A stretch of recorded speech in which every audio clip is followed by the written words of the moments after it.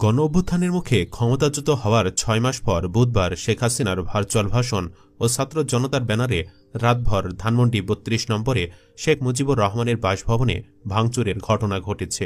Bulldozer দিয়ে ভবনটির একাংশ ভেঙে দেওয়া হয়। সকালেও ভবনটিকে বুলডোজার দিয়ে ভাঙতে দেখা যায়। তবে এখানেই শেষ নয়, সারা দেশে আরও অসংখ্য আওয়ামী লীগ নেতার বাড়িঘর ভাঙচুর চলছে লুটপাট। চলুন তেমনি কয়েকটি ঘটনার কথা জেনে নেওয়া যাক। ধানমন্ডি ৩২ নম্বরে হামলার পরে তা ঢাকাসহ দেশের বিভিন্ন স্থানে ছড়িয়ে পড়ে। আওয়ামী লীগ সংশ্লিষ্টদের বাড়িতে হামলা, অগ্নিসংযোগ ও ভাঙচুরের ঘটনা ঘটে। ধানমন্ডিতে থাকা শেখ হাসিনার আরেকটি বাসভবন সুধা সদনেও হামলা চালানো হয়। রাতে ঘটনাস্থলে গিয়ে ভবনের ২টি তলায় আগুন জ্বলতে দেখা যায়। খুলনা মহানগরের ময়লাপোতা এলাকায় অবস্থিত শেখ বাড়ি নামে পরিচিত একটি স্থাপনাও বুলডোজার দিয়ে গুড়িয়ে দেওয়া হয়। এটি ক্ষমতাচ্যুত সাবেক প্রধানমন্ত্রী শেখ হাসিনার চাচার বাড়ি। সর্বশেষ কুমিল্লায় সাবেক সংসদ সদস্য এমপি বাহাউদ্দিন বাহারের বাড়ি এবং কুমিল্লা মহানগর আওয়ামী লীগ অফিস ভাঙচুর ও আগুন দেওয়া হয়েছে। ভোরের পর এ ঘটনা ঘটে। পরে বিক্ষুব্ধরা পেট্রোল ঢেলে বাড়িতে আগুন ধরিয়ে দেন। প্রত্যক্ষদর্শীরা জানান, ভোরে কুমিল্লা নগরীর মুন্সেব বাড়ি এলাকার বাহারের বাড়ির জানালার গ্রিল ভাঙার চেষ্টা করেন বিক্ষুব্ধরা। পরে তালা ভেঙে অনেকে ভেতরে ঢোকেন। অনেকে বাড়িতে ইটপাটকেল নিক্ষেপ করেন। এক পর্যায়ে বাড়িটিতে ভাঙচুর চালান তারা। পরে পেট্রোল ঢেলে বাড়ির কয়েকটি কক্ষে এবং ভবনের সামনে আগুন ধরিয়ে দেওয়া হয়। এর আগে রাত 12:30টার দিকে নগরের রামঘাট এলাকায় অবস্থিত কুমিল্লা মহানগর ও কুমিল্লা মহানগর আওয়ামী লীগের কার্যালয়ে ভাঙচুরের চেষ্টা চালানো হয়।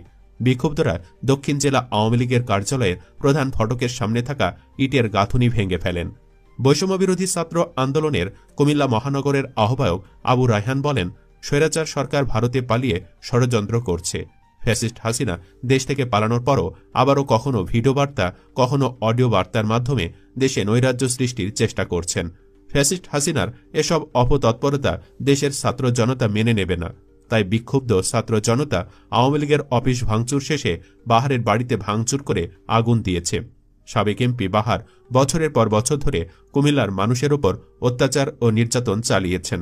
এছাড়া কুষ্টিয়া ৩ আসনে সাবেক এমপি ও আওয়ামী লীগের যুগ্ম সাধারণ সম্পাদক মাহবুবুল আলম হানিফের বাড়ি ভাঙচুর করা হয়েছে। এক্সকাভেটর মেশিন দিয়ে বাড়ির গেট ও বাড়ির দেয়াল ভেঙে ফেলা হয়েছে। গতরাত 10টার দিকে কুষ্টিয়া শহরের পিটিআই রোডস্থ হানিফের বাড়িতে বুলডোজার দিয়ে ভাঙচুর চালায় ছাত্র জনতা। এ সময় বৈষম্যবিরোধী ছাত্র আন্দোলনের নেতাকর্মী সহ হাজারো ছাত্র জনতা উপস্থিত ছিল। এ সময় বাড়িটির সামনে আইনশৃঙ্খলা রক্ষাকারী বাহিনীর সদস্যদের উপস্থিতি দেখা যায়নি।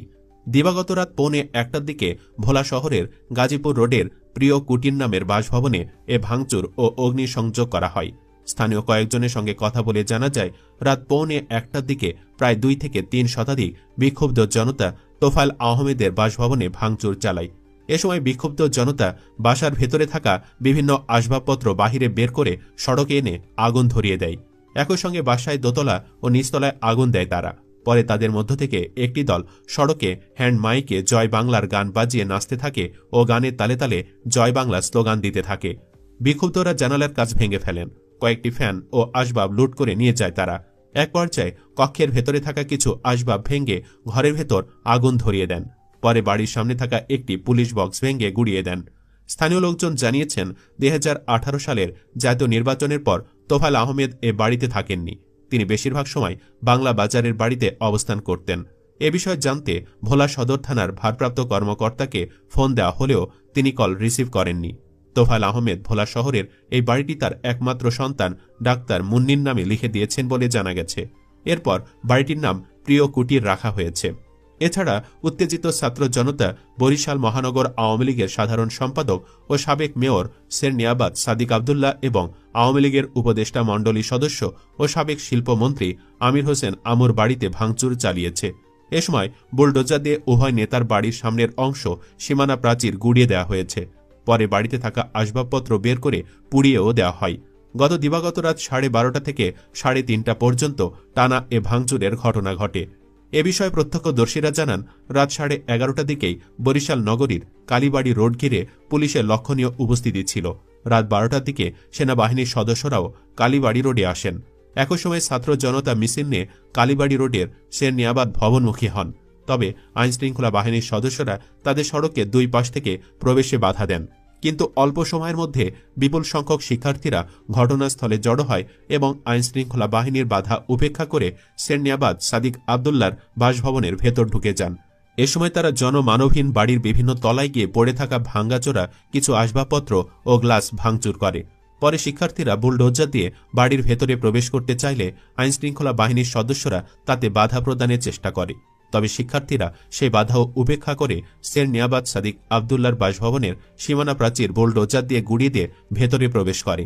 পরে বাসভবনের সামনের অংশ, গাড়ি গ্যারেজ ও শেডের অংশবিশেষ ভেঙে গুড়িয়ে দেয়। এতে শিক্ষার্থীদের সঙ্গে স্থানীয় জনতাও অংশগ্রহণ করে। ঘটনাস্থলে উপস্থিত বরিশাল সরকারি ব্রজমোহন কলেজের শিক্ষার্থীরা বলেন, দেশের মানুষ বর্তমানে সুখে শান্তিতে বসবাস করছে, তবে দেশের বাইরে থেকে খুনি ফ্যাসিস্ট হাসিনা ও তার দোসররা দেশের বিরুদ্ধে ষড়যন্ত্র করছে, দেশের ভেতরে অস্থিতিশীল পরিবেশ তৈরির পায়তারা করছে। তারা মনে করছে ছাত্র জনতা ঘুমিয়ে গেছে, তাই দেশ থেকে ফ্যাসিস্টদের মূল উৎপাটনে জনগণের টাকায় বানানো তাদের বাড়িঘরে আজকের এ প্রোগ্রাম। শিক্ষার্থীরা বলেন, কালীবাড়ি রোডের সাদিকের বাড়িটি ছিল টর্চার সেল, মানুষকে এখানে ধরে এনে নির্যাতন করা হতো। তাই জনগণের ক্ষোভ এতটাই ছিল যে শিক্ষার্থীদের কর্মসূচিতে একাত্মতা প্রকাশ করে পুলিশ সেনাবাহিনীর বাধা উপেক্ষা করে প্রতিবাদ জানিয়েছে। এদিকে কালীবাড়ি রোডের সেরনিয়াবাদ ভবন ভাঙচুরের পর রাত 1:30টার দিকে বিক্ষুব্ধ ছাত্র জনতা নগরীর বগুড়া রোডস্থ আওয়ামী লীগের উপদেষ্টা মণ্ডলীর সদস্য ও সাবেক শিল্পমন্ত্রী আমির হোসেন আমর বরিশালের বাসভবনেও ভাঙচুর চালায়। সেখানে একটি টিনের ঘর বুলডোজার দিয়ে ভেঙে গুড়িয়ে দেওয়ার পাশাপাশি টিনের ঘর লাগোয়া একতলা ভবনের সামনের অংশ এবং পাশে দোতলা ভবনের সামনের অংশ ভাঙা হয়।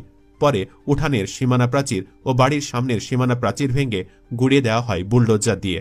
প্রত্যক্ষদর্শীরা জানান, বুলডোজার দিয়ে আমির হোসেন আমর বাসভবনের ফটক ভেঙে ভেতরে প্রবেশের পরপরই ঘরগুলোতে ভাঙচুর চালানো হয়। পাশাপাশি ভেতরে থাকা বিভিন্ন মালামাল বাড়ির সামনে জড়ো করে তাতে আগুন দেওয়া হয়। নাইম নামের এক শিক্ষার্থী বলেন, কালীবাড়ি রোড ও বগুড়া রোডের এ ভবনগুলোতে ফ্যাসিবাদের আস্তানা। আমরা বাংলাদেশে ফ্যাসিবাদের কোনো আস্তানা রাখতে চাই না, তাই বুলডোজার দিয়ে গুড়িয়ে দেওয়া হচ্ছে। এর বাহিরে চট্টগ্রাম ও সিলেটে বাংলাদেশের প্রতিষ্ঠাতা রাষ্ট্রপতি শেখ মুজিবুর রহমানের মোরাল ভাঙচুর করা হয়। রংপুরের দুটি শিক্ষা প্রতিষ্ঠান রংপুর বিশ্ববিদ্যালয় ও কারমাইকেল কলেজে স্থাপিত শেখ মুজিবের মোরাল ভাঙচুরের ঘটনা ঘটে। বুলডোজার দিয়ে ভাঙা হয় 30 সালে অবস্থিত জাতীয় কবি কাজী নজরুল ইসলাম বিশ্ববিদ্যালয়ের বঙ্গবন্ধু হলের মুজিব মোরাল। এছাড়াও দেশের কয়েকটি পাবলিক বিশ্ববিদ্যালয়ে থাকা শেখ ফজিলাতুন্নেসা মুজিব হলের নামফলক ভেঙে দেওয়া হয়েছে। এর মধ্যে আছে রাজশাহী বিশ্ববিদ্যালয় ও রংপুরের বেগম রোকেয়া বিশ্ববিদ্যালয়। তবে সব গুড়িয়ে দিলেও খেলা শেষ হয়ে যায়নি। এ নিয়ে সমন্বয়ক বিন ইয়ামিন মোল্লা বলেন, এখনও আওয়ামী লীগ আছে সচিবালয়ে, আছে প্রশাসনে, আছে সেনাবাহিনীর ভেতরে, আছে মিডিয়া জগতে, আর তাদের অর্থ আছে তাদের বানানো ব্যবসায়ীদের কাছে। আওয়ামী লীগকে নিষিদ্ধ করতে হলে, তাদের সমূলে উৎপাটন করতে হলে হয়তো এখন আমাদের মাস্টু সচিবালয় করতে হবে, মাস্টু যমুনা করতে হবে, যেন সরকার তাদের কার্যক্রম নিষিদ্ধ করে, ফ্যাসিবাদ নির্মূলে শক্তিশালী ভূমিকা পালন করে, বিপ্লবীদের নিয়ে শক্তি